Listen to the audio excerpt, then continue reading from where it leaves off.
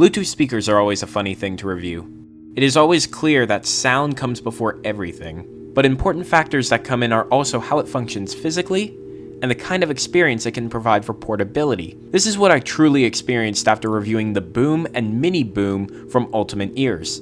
Today I'm going to be reviewing the Bose Soundlink Mini Bluetooth speaker. The Bose Soundlink Mini Bluetooth speaker is Bose competing in the same market as the UE Boom and UE Mini Boom speakers.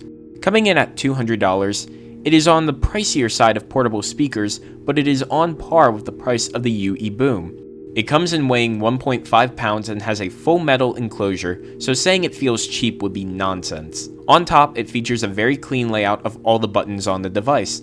My one complaint about the buttons is that the volume control buttons are the only non-recessed buttons and the others feel rather soft in comparison. I would have preferred them to be a bit more clicky just to give them some better feedback. Now this is a Bluetooth speaker, so how does it wirelessly perform? You can easily connect to this speaker using a smartphone, tablet, or Bluetooth enabled computer. It can remember up to 6 devices, so that way you don't have to constantly pair them to this speaker. And it gets a range of about 30 feet, which is a pretty normal range for a Bluetooth speaker like this, but not as far as the 50 feet on the UE Boom. And when playing completely wirelessly, the battery can last you up to 7 hours, which again falls short of the UE Boom's 15-hour battery life. But you can also power the speaker through AC adapter either on the side port or using the charging cradle, which I really liked.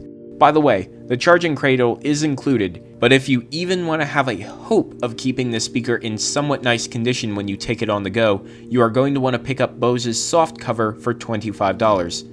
It provides rubber coating so that way your speaker won't get scratched up, and it comes in some cool colors. I'd recommend them even if you aren't too sure you are bringing it out. But looks and feels mean nothing if you have a bad sounding speaker. So how does it perform when the audio is flowing? 2 small drivers and front and rear passive radiators power this speaker.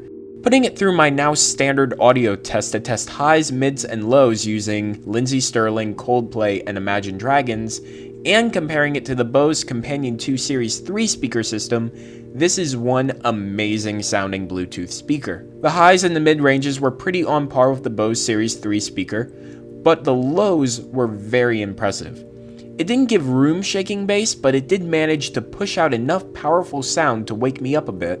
I was kind of surprised that this portable speaker could achieve better sounding bass than a desktop speaker system, but considering the Soundlink Mini has a price tag $100 higher than the Series 3 speaker system, you would expect some quality on top of the fact that this is already a portable speaker.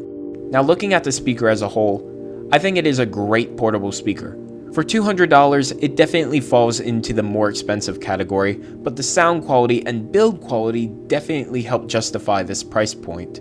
Now, in my ongoing list of favorite Bluetooth speakers, where does this stack up? Well, it doesn't knock the UE Boom out of first place, even though it is better in a few ways. The sound quality seems only marginally better than the UE Boom, but the Soundlink Mini is able to produce great sound going in one direction. The build quality feels very industrial, and the look is absolutely great as well.